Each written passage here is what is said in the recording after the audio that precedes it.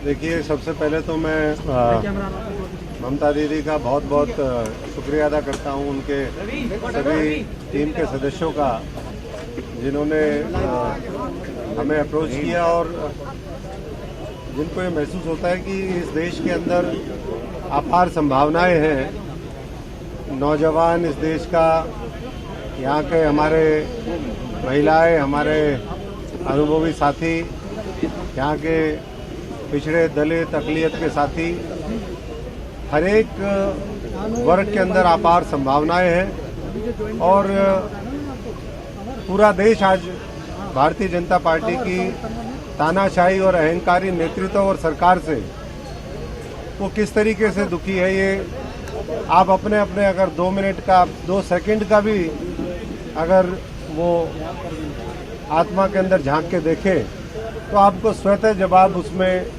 मिल जाएगा।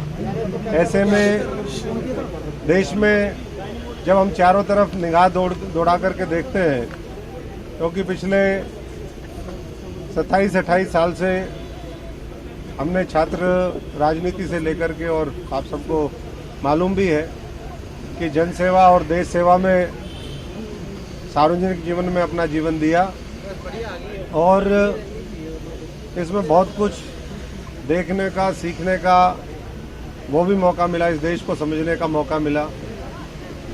लेकिन जिस तरीके के हालात उसके बाद बने, मुझे लगता है कि आज अगर एकमात्र कोई नेतृत्व इस देश के अंदर है तो वो ममता दीदी हैं, जिन्होंने ऐसे लोगों को अभी पिछले कुछ महीने पहले बंगाल के चुनाव में मजबूत शिकस्त दी। और आने वाले समय में मुझे लगता है कि जैसे किसान, मजदूर, गरीब, इस देश का नौजवान बेरोजगार है, तमाम समस्याएं हैं और कोई बोलने वाला नहीं है। ऐसे में जैसे किसानों ने इस अहंकारी सरकार को झुकाने का काम किया और वो मुमकिन इसलिए हो पाया क्योंकि सारे किसान संगठन, सारे किसान नेता और साधारण जो किसान मजदूर हैं, उन्होंने दिल्ली को चारों तरफ से घेरने का काम किया। हालांकि ये सरकार 700 लोगों की जान लेने के बाद प्रधानमंत्री को ये एहसास हुआ कि उनसे गलती हुई है और उन्होंने माफ़ी मांगी। मैं प्रधानमंत्री जी से और इस सरकार के सहयोगियों से ये कहना चाहता हूं कि अगर वो 365 बार भी माफ़ी मांगे तब भी कम है, क्योंकि 700 लोगों की जान ली और बिना किसी कारण ली। हम तो यही कहेंगे कि जैसे किसान मजदूर एक होकर के उन्होंने लड़ाई लड़ी, वैसे ही पूरे विपक्ष को मिलकर के आने वाले समय में इस देश में लड़ाई लड़ने की जरूरत है। और इसीलिए मैं, हमारे साथी, हमने एक साल पहले करीबन अपना भारत मोर्चा का गठन किया, जो एक न्यूट्रल प्लेटफॉर्म था, जिसमें हमने पूरे देश के छोटे छोटे दलों से बात करी, पूरे देश के जो सोशल ऑर्गेनाइजेशन है उनसे बात करी, जो कम्युनिटी बेस्ड ऑर्गेनाइजेशन है उनसे बात करी और अंत में इसी नतीजे पर पहुंचे 2 साल के कांग्रेस छोड़ने के बाद कि हमें कुछ करना चाहिए। क्योंकि अगर हम व्यक्तिगत अहम पाल करके और व्यक्तिगत स्वार्थ को देखते रहेंगे तो कभी, मुझे लगता है कि ये देश जिस तरीके से आगे बढ़ सकता है, जो संभावनाएं इस देश के अंदर है महाशक्ति बनने की, वो नहीं बन पाएगा। इसलिए देश के 135-40 करोड़ लोगों की जो भावनाएं हैं उसको हमें सबको एक साथ मिलकर के आगे बढ़ना है।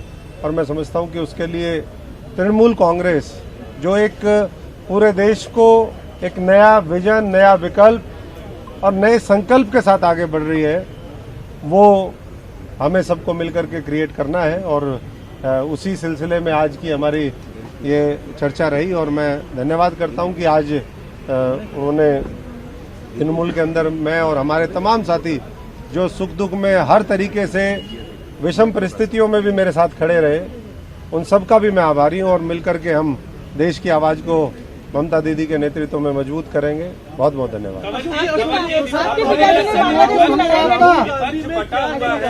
इसका फायदा आने वाले वक्त में जिस तरह से टीएमसी अपना राष्ट्रीय विस्तार औपचारिक तौर पे कर रही है, राष्ट्रीय पार्टी तो है ही वो, और कांग्रेस दूसरी तरफ मुख्य विपक्षी पार्टी, तो आपको नहीं लगता कि विपक्ष बटा हुआ है और भारतीय जनता पार्टी को इसका फायदा होगा? कई विश्लेषक ऐसा मानते हैं, आपकी दूसरी विपक्षी पार्टियां ऐसा मानती हैं, आपको क्या लगता है? आप तो कांग्रेस में भी रहे हैं। देखिए, मानने वाले तो बहुत कुछ, ये तो अलग अलग थ्योरी है, जिसको जो सूट करता है वो वैसी बातें करने लग जाता है। लेकिन अगर हम बात करें, शुरुआत ऐसे ही होती है और एक चेहरा, एक विजन वो साफ आज देश में दिखाई देता है। मैं तो सबसे मिलता भी हूँ और सबसे बात करने के बाद ही मैं और हमारे साथी इस नतीजे पर पहुँचे कि ममता दीदी के नेतृत्व में आने वाले समय में मजबूत लड़ाई लड़ सकते हैं और ये भारतीय जनता पार्टी को मिलकर के हम शिकस्त दे सकते हैं। और उसी तरह के आज एक प्लेटफॉर्म की जरूरत है, और जिसमें मुझे लगता है कि ना केवल कांग्रेस, जो हम कांग्रेस में करना चाहते थे, जो नहीं कर पाए, वो भी, और मुझे लगता है कि और तमाम साथी पूरे देश के अलग अलग विचारधाराओं से, और जो नए साथी हैं उनको सबको आकर के एक मंच पर अपने व्यक्तिगत स्वार्थ छोड़ करके इस लड़ाई को आगे बढ़ाने का काम करें। आपके पिताजी बांग्लादेश की लड़ाई लड़े हैं। ये विजन क्या राहुल गांधी में था या नहीं था? देखिए, मुझे वो बोलने की जरूरत नहीं, पूरा देश इस बात को समझता है। और मैं तो इतना ही कहूँगा कि आगे की जिस तरह की लड़ाई है उसमें हमें ममता दीदी जो है वो एक बेहतर विकल्प हम उनको देखते हैं और देश में भी देखते हैं। और अभी बांग्लादेश की लड़ाई के बारे में कहा गया, मैं फौजी का बेटा हूँ, किसान मजदूर का बेटा हूँ, और हमारे फादर ने बांग्लादेश वॉर वो लड़ा और बड़ी मुश्किल से उस समय उनके ऊपर बम भी आके गिरा, पूरी कमर की जो है स्किन वो चली गई थी। तो हम तो फौजी के बेटे हैं और इसीलिए हरियाणा फौज में 10% हिस्सा हमारा है। तो पूरी मजबूती से जैसे बॉर्डर पर सुरक्षा करते हैं, वैसे ही मैं समझता हूं कि देश के हर व्यक्ति, हर इंसान की हिफाजत हम कर सकें आने वाले समय में, यही हमारा लक्ष्य रहेगा। अशोक जी, क्या आप ये कांग्रेस से, सोनिया गांधी से, राहुल गांधी से अपील करेंगे कि वो ममता बनर्जी के नेतृत्व को स्वीकार करें और जिस तरह से वो आगे बढ़ रही है उसमें उनका साथ दें, सहयोग करें?